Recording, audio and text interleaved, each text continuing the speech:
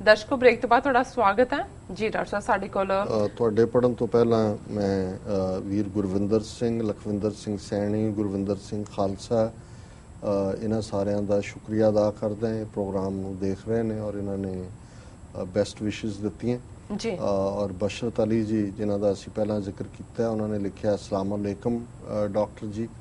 ਵਾਲੇਕੁਮ ਸਲਾਮ। ਮੈਂ ਤੁਹਾਨੂੰ 1 ਸਾਲ ਤੋਂ ਸੁਣ ਰਿਹਾ ਹਾਂ, ਤੁਸੀਂ ਖਾਲਿਸਤਾਨ ਦੀ ਗੱਲ ਕਰਦੇ ਹੋ, ਲੇਕਿਨ ਮੈਂ ਵੇਖਿਆ ਕਿ ਸਿੱਖਾਂ ਨੂੰ ਕੋਈ ਖਾਸ ਤਹਿਰੀਕ ਨਹੀਂ ਚਲਾ ਰਹੀ। ਕੀ ਵਜ੍ਹਾ ਹੈ ਕਿ ਕੁਝ ਸਰਦਾਰ ਤਾਂ ਗੱਲ ਕਰਦੇ ਨੇ ਖਾਲਿਸਤਾਨ ਦੀ, ਲੇਕਿਨ ਜ਼ਿਆਦਾ ਨਹੀਂ। ਬਾਕੀ ਜੀ ਰੱਬ ਤੁਹਾਨੂੰ ਖੁਸ਼ ਰੱਖੇ ਔਰ ਹਮੇਸ਼ਾ ਸੱਚ ਬੋਲਦੇ ਰਹੋ ਜੀ। ਬਸ਼ਰਤ ਅਲੀ ਜੀ ਤੁਹਾਡਾ ਬਹੁਤ ਬਹੁਤ ਸ਼ੁਕਰੀਆ। ਦੇਖੋ, ਇਹ ਜਦੋਂ ਵੀ ਕੋਈ ਆਜ਼ਾਦੀ ਤਹਿਰੀਕਾਂ ਚੱਲਦੀਆਂ ਉਹਨਾਂ ਦੇ ਵਿੱਚ ਉਤਰਾ ਚੜਾ ਆਉਂਦੇ ਨੇ। 1 ਲੱਖ ਤੋਂ ਜ਼ਿਆਦਾ ਸ਼ਹੀਦੀਆਂ ਹੋਈਆਂ ਨੇ ਇਸ ਤਹਿਰੀਕ ਦੇ ਲਈ 1984 ਤੋਂ 1994-95 ਦੇ ਦੌਰ ਤੱਕ। ਔਰ ਭਾਰਤ ਸਰਕਾਰ ਨੇ ਜ਼ੁਲਮ ਦਾ ਸਹਾਰਾ ਲੈ ਕੇ ਇੱਕ ਪੂਰੀ ਦੀ ਪੂਰੀ ਨਸਲ ਮੁਕਾ ਦਿੱਤੀ, ਦੂਸਰੀ ਡਰੱਗਸ ਦੇ ਹਵਾਲੇ ਕਰ ਦਿੱਤੀ। ਔਰ ਨਤੀਜੇ ਦੇ ਤੌਰ ਤੇ ਕਿ ਅੱਜ ਡਾਇਸਪੋਰਾ ਜਿਹੜੇ ਲਗਭਗ ਹੁਣ 5 ਮਿਲੀਅਨ ਮੈਂ ਫਿਗਰ ਇਸਤੇਮਾਲ ਕਰਾਂਗਾ, ਦੁਨੀਆ ਦੇ ਵਿੱਚ 50 ਲੱਖ ਦੇ ਕਰੀਬ ਸਿੱਖ ਵਸਦੇ ਨੇ। ਉਹਨਾਂ ਦੇ ਵਿੱਚ ਇਸ ਤਹਿਰੀਕ ਦੀ ਗੱਲ ਬੜੇ ਜ਼ੋਰ ਨਾਲ ਹੈ। ਪੰਜਾਬ 'ਚ ਤੁਰਦੀ ਹੈ, ਪਰ ਜਿਉਂ ਹੀ ਤੁਰਨ ਲੱਗਦੀ ਹੈ, ਜਿਵੇਂ 4 ਸਿੱਖ ਨੌਜਵਾਨ ਹੁਸ਼ਿਆਰਪੁਰ 'ਚ ਫੜ ਕੇ ਟੌਰਚਰ ਕੀਤੇ ਨੇ ਔਰ ਇੱਕ ਡਰ ਔਰ ਦਹਿਸ਼ਤ ਦਾ ਮਾਹੌਲ ਬਣਾਇਆ ਹੋਇਆ। ਔਰ ਜੇ ਗੁਰੂ ਗ੍ਰੰਥ ਸਾਹਿਬ ਦੀ ਬੇਅਦਬੀ ਦੀਆਂ ਘਟਨਾਵਾਂ ਹੁੰਦੀਆਂ, ਉਹਨਾਂ ਦਾ ਕੋਈ ਨੋਟਿਸ ਨਹੀਂ। ਉਹ ਜਿਹੜਾ ਜਲੰਧਰ 'ਚ ਬ੍ਰਿਗੇਡੀਅਰ RSS ਦਾ ਕਮਾਂਡਰ, ਉਹ ਹੁਣ ਲਗਭਗ 2-3 ਹਫ਼ਤੇ ਬਾਅਦ ਹੀ ਉਹਦੀ ਤਫਤੀਸ਼ ਜਿਹੜੀ ਹੈ ਉਹ CBI ਨੂੰ ਦੇ ਦਿੱਤੀ ਹੈ। ਲੇਕਿਨ ਦੂਜੇ ਪਾਸੇ ਇੰਨਾ ਕੁਝ ਹੋਇਆ ਹੈ, ਸਿੱਖਾਂ ਦੇ ਜਜ਼ਬਾਤਾਂ ਨਾਲ ਖੇਲਿਆ ਗਿਆ। ਸੋ ਇਹ ਸਾਰੇ ਰੀਜ਼ਨ ਨੇ ਕਿ ਇੱਕ ਡਰ ਤੇ ਸਹਿਮ ਦਾ ਮਾਹੌਲ ਹੈ। ਪਰ ਅਸੀਂ ਆਸ ਕਰਦੇ ਹਾਂ ਕਿ ਉਹ ਸਟੇਜ ਆਏਗੀ ਜਦੋਂ ਪੰਜਾਬ 'ਚ ਵੀ ਲੋਕ ਇਵੇਂ ਹੀ ਆਜ਼ਾਦੀ ਕਰਦੇ ਸੜਕਾਂ ਤੇ ਨਿਕਲਣਗੇ, ਜਿਵੇਂ ਅੱਜ ਕਸ਼ਮੀਰ ਵਾਦੀ ਦੇ ਵਿੱਚ ਨਿਕਲੇ ਨੇ। ਸੋ ਇਹਨਾਂ ਦਾ ਬਹੁਤ ਬਹੁਤ ਸ਼ੁਕਰੀਆ ਜੀ। ਡਾਕਟਰ ਸਾਹਿਬ ਸਾਡੇ ਕੋਲ ਲਿਖਤ ਆਈ ਹੈ ਪਰਮਿੰਦਰ ਸਿੰਘ ਜੀ ਦੀ ਬ੍ਰੈਂਪਟਨ ਕੈਨੇਡਾ ਤੋਂ। ਇਹ ਲਿਖਦੇ ਹਨ, ਸਤਿਕਾਰਯੋਗ ਡਾਕਟਰ ਅਮਰਜੀਤ ਸਿੰਘ ਜੀ, ਵਾਹਿਗੁਰੂ ਜੀ ਕਾ ਖਾਲਸਾ ਵਾਹਿਗੁਰੂ ਜੀ ਕੀ ਫਤਿਹ। ਪੰਜਾਬ ਵਿੱਚ ਜਾਂ ਦੁਨੀਆ ਦੇ ਕਿਸੇ ਵੀ ਕੋਨੇ ਵਿੱਚ ਵਸਦੇ ਹਰ ਉਸ ਸਿੱਖ ਵਾਂਗ ਜੋ ਖਾਲਿਸਤਾਨ ਨੂੰ ਪਿਆਰ ਕਰਦਾ ਹੈ, ਮੈਂ ਵੀ ਅਕਸਰ ਫੇਸਬੁੱਕ ਤੇ ਖਾਲਿਸਤਾਨ ਪੱਖੀ ਜਾਂ ਰੈਫਰੈਂਡਮ 2020 ਦੀਆਂ ਪੋਸਟਾਂ ਸ਼ੇਅਰ ਕਰਦਾ ਰਹਿੰਦਾ ਹਾਂ। ਇਹ ਸਭ ਮੈਂ ਕੋਈ ਭੜਕਾਹਟ ਪੈਦਾ ਕਰਨ ਲਈ ਨਹੀਂ ਕਰਦਾ, ਸਗੋਂ ਲੋਕਾਂ ਨੂੰ ਸਹੀ ਜਾਣਕਾਰੀ ਦੇਣ ਲਈ ਇਹ ਮੇਰਾ ਫਰਜ਼ ਹੈ। ਕਿਉਂਕਿ ਖਾਲਿਸਤਾਨ ਪ੍ਰਤੀ ਪੰਜਾਬ ਦੇ ਲੋਕਾਂ ਨੂੰ ਪਹਿਲਾਂ ਵੀ ਗੁੰਮਰਾਹ ਕੀਤਾ ਜਾਂਦਾ ਸੀ ਤੇ ਅੱਜ ਵੀ ਕੀਤਾ ਜਾ ਰਿਹਾ। ਪਰ ਕਈ ਮੇਰੇ ਸਿੱਖ ਭੈਣ ਭਰਾ ਜੋ ਕਿ ਹਿੰਦੁਸਤਾਨ ਵਿੱਚ ਪੰਜਾਬ ਤੋਂ ਬਾਹਰ ਹੋਰ ਸਟੇਟਾਂ ਵਿੱਚ ਰਹਿੰਦੇ ਹਨ, ਉਹ ਇਸ ਗੱਲ ਤੇ ਇਤਰਾਜ਼ ਕਰਦੇ ਨੇ ਕਿ ਤੁਸੀਂ ਖਾਲਿਸਤਾਨ ਦੀ ਗੱਲ ਕਿਉਂ ਕਰਦੇ ਹੋ। ਤੁਸੀਂ ਆਪ ਤਾਂ ਬਾਹਰਲੇ ਮੁਲਕਾਂ ਵਿੱਚ ਬੈਠੇ ਹੋ ਤੇ ਤੁਹਾਡੇ ਇਸ ਤਰ੍ਹਾਂ ਕਰਨ ਨਾਲ ਉਹਨਾਂ ਨੂੰ ਮੁਸ਼ਕਲਾਂ ਦਾ ਸਾਹਮਣਾ ਕਰਨਾ ਪੈਂਦਾ ਹੈ। ਉਹ ਆਪਣੀ ਸੁਰੱਖਿਆ ਨੂੰ ਲੈ ਕੇ ਫਿਕਰਮੰਦ ਹਨ, ਕਿਉਂਕਿ ਉਹ ਜਿਨ੍ਹਾਂ ਪਿੰਡਾਂ ਵਿੱਚ ਰਹਿੰਦੇ ਹਨ ਉੱਥੇ ਸਿੱਖਾਂ ਦੇ ਘਰ 5 ਤੋਂ 10 ਦੀ ਗਿਣਤੀ ਵਿੱਚ ਹਨ, ਬਾਕੀ ਸਭ ਹਿੰਦੂਆਂ ਦੇ ਹਨ। ਉਹ ਇਲਜ਼ਾਮ ਲਗਾਉਂਦੇ ਹਨ ਕਿ ਤੁਹਾਡੇ ਬਾਹਰਲਿਆਂ ਕਰਕੇ ਇੱਥੇ ਦਾ ਮਾਹੌਲ ਖਰਾਬ ਹੋ ਰਿਹਾ ਹੈ, ਤੁਸੀਂ ਬਾਹਰ ਬੈਠੇ ਲੋਕਾਂ ਨੂੰ ਭੜਕਾਉਂਦੇ ਹੋ। ਪਰਮਾਤਮਾ ਨੇ ਮੈਨੂੰ ਜਿੰਨੀ ਸੋਝੀ ਬਖਸ਼ੀ ਹੈ ਉਹਦੇ ਮੁਤਾਬਕ ਉਹਨਾਂ ਦੇ ਜਵਾਬ ਦਿੰਦਾ ਹਾਂ, ਪਰ ਉਹ ਸੰਤੁਸ਼ਟ ਨਹੀਂ ਹਨ। ਸੋ ਇਸ ਬਾਰੇ ਮੈਂ ਆਪ ਜੀ ਦੇ ਵਿਚਾਰ ਜਾਣਨਾ ਚਾਹੁੰਦਾ ਹਾਂ, ਕਿਉਂਕਿ ਮੈਂ ਜਾਣਦਾ ਹਾਂ ਤੁਹਾਡੇ ਤੋਂ ਬਿਹਤਰ ਇਸ ਦਾ ਜਵਾਬ ਕੋਈ ਨਹੀਂ ਦੇ ਸਕਦਾ। ਵਾਹਿਗੁਰੂ ਜੀ ਕਾ ਖਾਲਸਾ ਵਾਹਿਗੁਰੂ ਜੀ ਕੀ ਫਤਿਹ। ਜੀ ਡਾਕਟਰ ਸਾਹਿਬ। ਵੀਰ ਪਰਮਿੰਦਰ ਸਿੰਘ ਜੀ ਦਾ ਬਹੁਤ ਬਹੁਤ ਸ਼ੁਕਰੀਆ। ਉਹਨਾਂ ਨੇ ਸਾਨੂੰ ਲਿਖਿਆ ਹੈ, ਲਿਖਦੇ ਰਹਿੰਦੇ ਨੇ ਜੀ। ਇਸ ਵਿਸ਼ੇ ਦੇ ਉੱਤੇ ਬੀਬੀ ਅਮਨਜੋਤ ਕੌਰ ਉਹਨਾਂ ਨੇ ਵੀ ਬੜੇ ਵੇਰਵੇ ਦੇ ਨਾਲ ਚੰਡੀਗੜ੍ਹ ਤੋਂ ਸਾਨੂੰ ਲਿਖਿਆ। ਬਹੁਤ ਲੰਬਾ ਉਹਨਾਂ ਦੀ ਲਿਖਤ ਹੈ, ਜਿਹਨੂੰ ਅਸੀਂ ਆਉਣ ਵਾਲੇ ਦਿਨਾਂ 'ਚ ਸ਼ਾਮਲ ਕਰਾਂਗੇ, ਕਿਉਂਕਿ ਉਹਨਾਂ ਨੇ ਰਾਦਰ ਸਾਨੂੰ ਇਹ ਕਿਹਾ ਕਿ ਤੁਸੀਂ ਪੰਜਾਬ ਤੋਂ ਬਾਹਰਲੇ ਸਿੱਖਾਂ ਦੀ ਗੱਲ ਹੀ ਨਹੀਂ ਕਰਦੇ। ਜੋ ਕੁਝ ਉਹਨਾਂ ਦੇ ਨਾਲ ਵਾਪਰ ਰਿਹਾ, ਸੋ ਕੁੱਲ ਮਿਲਾ ਕੇ ਮੈਂ ਸਮਝਦਾ ਕਿ ਇਹ ਇੱਕ ਖੌਫ ਵੀ ਹੈ, ਫੀਅਰ ਵੀ ਹੈ ਬਾਹਰਲੇ ਸਿੱਖਾਂ ਦਾ। ਕਈ ਵਾਰ ਇਹੋ ਜਿਹਾ ਮਾਹੌਲ ਜਿਹੜਾ ਹੈ ਉਹ ਸਿਰਜਿਆ ਜਾਂਦਾ ਹੈ ਜਿਹਦੇ 'ਚ ਜੇ ਪੰਜਾਬ ਦੇ ਵਿੱਚ ਸਿੱਖ ਬੈਠਾ ਸੁਰੱਖਿਅਤ ਨਹੀਂ ਹੈ ਔਰ ਉਹ ਟੌਰਚਰ 'ਚੋਂ ਲੰਘ ਰਿਹਾ ਹੈ, ਉਹ ਦੇਸ਼ ਧਰੋਹ ਬਣਾ ਦਿੱਤਾ ਜਾਂਦਾ ਹੈ, ਤੇ ਬਾਹਰਲੇ ਸਿੱਖ ਜ਼ਾਹਰ ਹੈ ਕਿ ਵੀ ਸਿੱਖ ਹੋਣ ਦੇ ਨਾਤੇ ਉਹਨਾਂ ਦੀ ਪਛਾਣ ਹੈ ਔਰ ਉਹਨਾਂ ਦੇ ਅੰਦਰ ਇਸ ਗੱਲ ਦਾ ਖੌਫ ਵੀ ਹੈ ਕਿ ਵੀ ਜਦੋਂ ਵੀ ਕੋਈ ਐਸੀ ਐਕਟੀਵਿਟੀ ਹੁੰਦੀ ਹੈ ਉਹਨਾਂ ਨੂੰ ਆਪਣੀ ਸੁਰੱਖਿਆ ਦਾ ਫਿਕਰ ਹੁੰਦਾ ਹੈ। ਪਰ ਇਸ ਇਸ਼ੂ ਨੂੰ ਮੈਂ ਸਮਾਂ ਸੀਮਾ ਸਮਝਦਾ ਵੀ ਹਾਲਾਂਕਿ ਇਸ ਬਾਰੇ ਅਸੀਂ ਪਹਿਲਾਂ ਵੀ ਡਿਸਕਸ ਕੀਤਾ ਹੋਇਆ ਔਰ ਇਸ ਨਾਲ ਸੰਬੰਧਿਤ ਵੀਡੀਓਜ਼ ਹੋਣਗੀਆਂ, ਲੱਭੀਆਂ ਜਾ ਸਕਦੀਆਂ, ਪਰ ਇਹਨੂੰ ਮੈਂ ਆਉਣ ਵਾਲੇ ਦਿਨਾਂ ਲਈ ਛੱਡਦਾ। ਵੀਰ ਪਰਮਿੰਦਰ ਸਿੰਘ ਜੀ ਦਾ ਬਹੁਤ ਬਹੁਤ ਸ਼ੁਕਰੀਆ, ਉਹਨਾਂ ਨੇ ਸਾਨੂੰ ਲਿਖਿਆ। ਜੀ ਡਾਕਟਰ ਸਾਹਿਬ, ਹੁਣ ਸਾਡੇ ਦਰਸ਼ਕਾਂ ਦੱਸੋ ਅੱਜ ਦਾ ਵਿਚਾਰ। ਅੱਜ ਦੇ ਵਿਚਾਰ ਲਈ ਅਸੀਂ ਗੁਰੂ ਨਾਨਕ ਸਾਹਿਬ ਦੇ ਸ਼ਲੋਕ 12 ਤੇ ਵਧੇਕ ਦਾ ਇੱਕ ਸ਼ਲੋਕ ਚੁਣਿਆ ਜੀ। ਔਰ ਇਹ ਸ਼ਲੋਕ ਹੈ, ਮਨੋ ਜੇ ਅੰਧੇ ਕੂਪ ਕਿਹਾ ਬਿਰਦ ਨ ਜਾਣਣੀ, ਮਨ ਅੰਧ ਹੈ ਊਂਧੇ ਕੰਵਲ ਦਿਸਨ ਖਰੇ ਕਰੂਪ, ਇੱਕ ਕਹਿ ਜਾਣਨ ਕਿਹਾ ਬੁੱਝਣ ਤੇ ਨਰ ਸੁਗੜ ਸਰੂਪ। ਜੀ।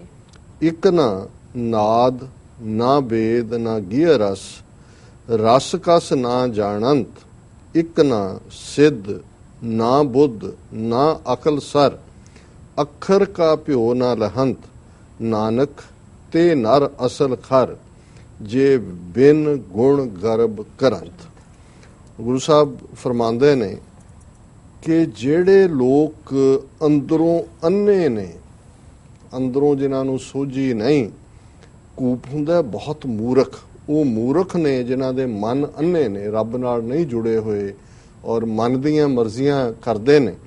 ਕਿਹਾ ਬਿਰਦ ਨਾ ਜਾਣਨੀ, ਉਹਨਾਂ ਦੇ ਲਈ ਕੋਈ ਵੀ ਅਧਿਆਤਮ ਦਾ ਸਬਕ ਕੋਈ ਮਤਲਬ ਨਹੀਂ ਰੱਖਦਾ, ਉਹ ਬਿਲਕੁਲ ਅੰਨੇ ਨੇ। ਮਨ ਅੰਧੇ, ਉਹਨਾਂ ਦੇ ਮਨ ਅੰਨੇ ਨੇ। ਊਂਧੇ ਕਵਲ, ਉਹਨਾਂ ਦੇ ਹਿਰਦੇ ਵੀ ਉਲਟੇ ਹੋਣ ਕਰਕੇ ਦਿਸਨ ਖਰੇ ਕਰੂ, ਉਹਨਾਂ ਦੇ ਵਿੱਚ ਤੁਹਾਨੂੰ ਕੋਈ ਖੂਬਸੂਰਤੀ ਨਜ਼ਰ ਨਹੀਂ ਆਉਂਦੀ। ਹੁਣ ਖੂਬਸੂਰਤੀ ਕੀ ਹੈ? ਜਦੋਂ ਤੁਹਾਡੇ ਅੰਦਰ ਚਾਨਣ ਹੁੰਦਾ ਹੈ, ਅੰਦਰ ਜੇ ਤੁਹਾਡੇ ਚੰਦਨ ਹੈ ਜੀ ਤੇ ਬਾਹਰ ਚੰਦਨ ਦੀ ਖੁਸ਼ਬੂ ਹੋਏਗੀ, ਤੇ ਜੇ ਅੰਦਰ ਗੋਹੇ ਦੀਆਂ ਪਾਥੀਆਂ ਨੇ ਤੇ ਬਾਹਰ ਫਿਰ ਪਾਥੀਆਂ ਦੀ ਕਿੱਦਾਂ ਦੀ ਮੁਸ਼ਕ ਹੁੰਦੀ, ਇਵੇਂ ਦੀ ਉਹਨਾਂ ਦੀਆਂ ਸ਼ਕਲਾਂ ਚੋਂ ਦਿਸਣ ਖੜੇ ਕਰੂਪ ਇਹੀ ਹੈ ਕਿ ਉਹ ਅਗਲੀ ਨੇ, ਜੀ ਬਦਸੂਰਤ ਨੇ, ਕਿਉਂਕਿ ਉਹ ਗਿਆਨ ਵਿਹੂਣੇ ਅੰਨੇ ਨੇ। ਇੱਕ ਕਹਿ ਜਾਣਨ ਕਿਹਾ ਬੁੱਝਣ, ਇੱਕ ਉਹ ਨੇ ਜਿਨ੍ਹਾਂ ਨੂੰ ਗੱਲ ਕਰਨ ਦੀ ਜਾਚ ਹੈ, ਤਹਿਜ਼ੀਬ ਹੈ, ਤੇ ਜੋ ਕੋਈ ਕਹਿੰਦਾ ਹੈ ਤਹਿਜ਼ੀਬਸ਼ੁਦਾ ਬੰਦਾ ਹੈ, ਉਸ ਦੀ ਗੱਲ ਸੁਣਦੇ ਵੀ ਨੇ। ਕਿਹਾ ਬੁੱਝਣ ਤੇ ਨਰ ਸੁਗੜ ਸਰੂਪ, ਸੁਗੜ ਹੁੰਦਾ ਘੜਨਾ, ਸੁਗੜ ਚੰਗੀ ਤਰ੍ਹਾਂ ਘੜਨਾ, ਕਿ ਉਹ ਸਰੂਪ ਵਾਲੇ ਨੇ, ਚੰਗੀ ਤਰ੍ਹਾਂ ਘੜੇ ਹੋਏ ਇਨਸਾਨ ਨੇ, ਜਿਹੜੇ ਅੰਦਰੋਂ ਚਾਨਣ ਰੱਖਦੇ ਨੇ। ਉਹਨਾਂ ਦੀ ਗੱਲ ਕਹਿਣ ਦਾ ਅੰਦਾਜ਼ ਔਰ ਗੱਲ ਸੁਣਨ ਦੇ ਅੰਦਾਜ਼ ਦੇ ਵਿੱਚ ਇੱਕ ਤਹਿਜ਼ੀਬ ਹੈ। ਔਰ ਹੁਣ ਦੂਸਰੇ ਹਿੱਸੇ 'ਚ ਗੁਰੂ ਨਾਨਕ ਸਾਹਿਬ ਨੇ, ਅਸੀਂ ਕਿਸੇ ਨੂੰ ਆਮ ਪੰਜਾਬੀ 'ਚ ਵੀ ਕਹਿਣਗੇ ਵੀ ਤੂੰ ਖੋਤਾ ਹੈ। ਹੁਣ ਅਸਲੀ ਖੋਤਾ ਕਿਹੜਾ ਹੈ ਜਾਂ ਅਸਲੀ ਖੋਤਾ ਕੌਣ ਹੈ, ਇਹਨੂੰ ਗੁਰੂ ਨਾਨਕ ਸਾਹਿਬ ਨੇ ਬਿਆਨ ਕੀਤਾ। ਇੱਕ ਨਾ ਨਾਦ ਨਾ ਵੇਦ ਨਾ ਗਿਹ ਰਸ, ਰਸ ਕਸ ਨਾ ਜਾਣੰਤ, ਇੱਕ ਨਾ ਸਿੱਧ ਨਾ ਬੁੱਧ ਨਾ ਅਕਲ ਸਰ, ਅੱਖਰ ਕਾ ਭਿਓ ਨਾ ਲਹੰਤ, ਨਾਨਕ ਤੇ ਨਰ ਅਸਲ ਖਰ, ਜੇ ਵਿਣ ਗੁਣ ਗਰਬ ਕਰੰਤ। ਜੀ। ਹੁਣ ਇਹਦੇ ਚ ਕਿਹੜੇ ਕਿਹੜੇ ਗੁਣ ਮਨੁੱਖ ਚ ਹੋ ਸਕਦੇ ਨੇ ਤੇ ਕਿਹੜਿਆਂ ਤੋਂ ਮਨੁੱਖ ਸਖਣਾ ਹੈ? ਅਸੀਂ ਪਹਿਲਾਂ ਸਖਣੇ ਦੀ ਗੱਲ ਕਰਦੇ ਹਾਂ ਕਿ ਭਾਈ ਉਹ ਲੋਕ ਜਿਨ੍ਹਾਂ ਦੇ ਵਿੱਚ ਨਾ ਤਾਂ ਨਾਦ ਹੈ, ਨਾਦ ਮਿਊਜ਼ਿਕ ਨੂੰ ਕਹਿੰਦੇ ਨੇ, ਜੋਗ ਮਤ ਦੇ ਵਿੱਚ ਉਹ ਸੰਗੀਤ ਦਾ ਵਜਾਣਾ ਔਰ ਇੱਕ ਮਿਊਜ਼ਿਕ ਦੀ ਆਪਣੀ ਸੈਂਸ ਹੈ, ਕਲਾਸੀਕਲ ਜਿਹਨੂੰ ਅਸੀਂ ਕਹਿੰਦੇ ਹਾਂ, ਉਸ ਦੀ ਇੱਕ ਸੁਰ ਹੈ, ਇੱਕ ਤਾਲ ਹੈ। ਪਰ ਇੱਕ ਉਹ ਨੇ ਜਿਨ੍ਹਾਂ ਨੂੰ ਕੋਈ ਮਿਊਜ਼ਿਕ ਦੀ ਸਮਝ ਨਹੀਂ, ਵੇਦ ਕਹਿੰਦੇ ਨੇ ਲਰਨਿੰਗ ਨੂੰ। ਇੱਕ ਉਹ ਨੇ ਜਿਹੜੇ ਗਿਆਨਵਾਨ ਨੇ, ਕਿਤਾਬਾਂ ਦਾ ਬੜਾ ਗਿਆਨ ਹੈ, ਪਰ ਉਹਨਾਂ ਨੂੰ ਉਹ ਵੀ ਨਹੀਂ। ਇੱਕ ਨਾ ਨਾਦ ਨਾ ਵੇਦ ਨਾ ਗਿਹ ਰਸ, ਗਿਹ ਕਹਿੰਦੇ ਨੇ ਗੀਤ ਨੂੰ।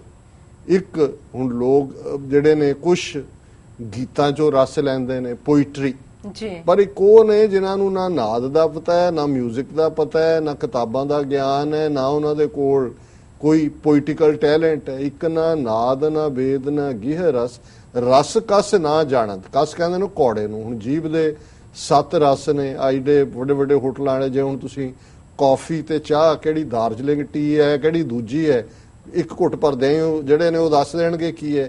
ਇਹ ਹੈ ਕਿ ਉਹ ਭਾਵੇਂ ਰਸਾਂ ਦੇ ਵਿੱਚ ਹੀ ਨੇ, ਪਰ ਰਸ ਤੇ ਕਸ, ਕਸੈਲੇ ਰਸ ਤੇ ਮਿੱਠੇ ਰਸ ਨੂੰ ਉਹ ਡਿਸਟਿੰਗੁਇਸ਼ ਕਰ ਸਕਦੇ ਨੇ। ਰਸ ਕਸ ਨਾ ਜਾਣਤ, ਇੱਕ ਉਹ ਨੇ ਜਿਨ੍ਹਾਂ ਨੂੰ ਈਵਨ ਰਸਾਂ ਦੇ ਵੀ ਫਰਕ ਦਾ ਪਤਾ ਨਹੀਂ ਹੈ। ਇੱਕ ਨਾ ਸਿੱਧ ਨਾ ਬੁੱਧ ਨਾ ਅਕਲ ਸਰ, ਇੱਕ ਉਹ ਨੇ ਨਾ ਜਿਨ੍ਹਾਂ ਦੇ ਕੋਲ ਸਿੱਧੀ ਹੈ, ਨਾ ਕੋਈ ਸਪਿਰਿਚੁਅਲ ਪ੍ਰੋਸੈਸ ਹੈ, ਨਾ ਅਕਲ ਹੈ, ਨਾ ਅਕਲ ਸਰ, ਉਹਨਾਂ ਨੂੰ ਅਕਲ ਦੀ ਸਾਰ ਵੀ ਨਹੀਂ ਹੈ। ਅੱਖਰ ਕਾ ਭਿਓ ਨਾ ਲਿਆਂਤ, ਭਿਓ ਕਹਿੰਦੇ ਨੇ ਭੇਦ ਨੂੰ, ਕਿ ਜਿਹੜੀ ਲੈਂਗੁਏਜ ਦੀਆਂ ਨੁਆਂਸਿਸ ਨੇ, ਗਿਆਨ ਦੀ ਗੱਲ ਹੈ, ਉਸ ਤੋਂ ਵੀ ਕੋਰੇ ਨੇ। ਹੁਣ ਇਹ ਸਾਰੇ ਔਗਣਾਂ ਨਾਲ ਜਾਂ ਬਿਲਕੁਲ ਮਾਈਨਸ ਜਿਹੜੇ ਪੈਦਲ ਦਿਮਾਗ ਨੇ, ਨਾਨਕ ਤੇ ਨਰ ਅਸਲ ਖਰ। ਗੁਰੂ ਸਾਹਿਬ ਕਹਿੰਦੇ ਨੇ ਆ ਜਿਹੜੇ ਉਤਲੇ ਨੇ ਨਾ ਬਿਨਾਂ, ਇਹ ਸਾਰੇ ਖੋਤੇ ਨੇ, ਅਸਲੀ ਖੋਤੇ ਇਹ ਨੇ। ਕਿਉਂ ਖੋਤੇ ਨੇ? ਜੇ ਵਿਣ ਗੁਣ ਗਰਬ ਕਰੰਤ, ਵੀ ਇਹਨਾਂ 'ਚ ਕੁਝ ਵੀ ਨਹੀਂ ਹੈ ਪਰ ਇਹਦੇ ਬਾਵਜੂਦ ਹੰਕਾਰੇ ਹੋਏ ਨੇ।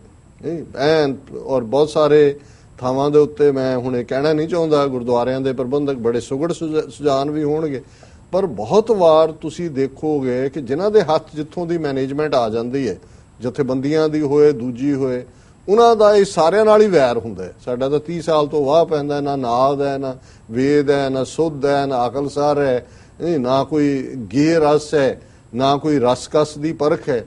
ਨਾਨਕ ਤੇ ਨਾ ਰਸਲ ਖਾਰ। ਗੁਰੂ ਸਾਹਿਬ ਕਹਿੰਦੇ ਅਸਲੀ ਖੋਤੇ ਨੇ ਜੀ। ਵਿਣ ਗੁਣ ਗਰਬ ਕਰੰਤ, ਬਿਨਾਂ ਕਿਸੇ ਗੁਣ ਤੋਂ ਹੰਕਾਰ ਦੇ ਵਿੱਚ ਆਫਰੇ ਹੋਏ ਨੇ। ਸੋ ਇਹ ਬਿਲਕੁਲ ਉਹਨਾਂ ਤੇ ਉੱਤੇ ਹੀ ਬਿਆਨ ਕੀਤਾ ਹੋਇਆ, ਜਿਹੜੀ ਕੈਟਾਗਰੀ ਮੁੱਕੀ ਨਹੀਂ ਹੈ। 500 ਸਾਲ ਪਹਿਲਾਂ ਵੀ ਸੀ, ਅੱਜ ਸ਼ਾਇਦ ਕਈ ਗੁਣਾ ਹੋ ਗਏ ਨੇ ਇਸ ਨਾਲ। ਜੀ ਬਿਲਕੁਲ। ਅੱਜ ਦਾ ਵਿਚਾਰ ਯੂਵਰਾਜ ਸਾਹਿਬ ਤੁਹਾਡਾ ਬਹੁਤ ਬਹੁਤ ਸ਼ੁਕਰੀਆ, ਤੁਸੀਂ ਅੱਜ ਦਾ ਵਿਚਾਰ ਸਾਡੇ ਦਰਸ਼ਕਾਂ ਨਾਲ ਸਾਂਝਾ ਕੀਤਾ। ਇਸ ਨਾਲ ਆਪਣੇ ਵਿਊਅਰਸ ਕੋਲ ਲੈਣੇ ਇਜਾਜ਼ਤ। ਵਿਊਅਰਸ, ਸਾਡੇ ਪ੍ਰੋਗਰਾਮ ਦਾ ਸਮਾਂ ਇੱਥੇ ਸਮਾਪਤ ਹੁੰਦਾ। ਤੁਸੀਂ ਆਪਣੀ ਰਾਏ ਤੇ ਸੁਝਾਅ ਸਾਨੂੰ ਭੇਜਣਾ ਨਾ ਭੁੱਲਣਾ। ਸਾਡੇ ਇਸ ਪਤੇ ਤੇ sos@tv84.tv ਤੇ ਅਸੀਂ ਆਪਣਾ ਪ੍ਰੋਗਰਾਮ ਲੈ ਕੇ ਫਿਰ ਦੁਬਾਰਾ ਤੁਹਾਡੇ ਸਾਹਮਣੇ ਹੋਵਾਂਗੇ। ਤਦ ਤੱਕ ਲਈ ਮੈਨੂੰ ਤੇ ਆਪਣਾ ਸੁਣਾ ਗਿਆ ਦੋ। ਦੇਖਦੇ ਰਹੋ TV ਰਿਫੋ। ਬੁਲਾ ਦਿਓ ਫਤਿਹ। ਵਾਹਿਗੁਰੂ ਜੀ ਕਾ ਖਾਲਸਾ, ਵਾਹਿਗੁਰੂ ਜੀ ਕੀ ਫਤਿਹ।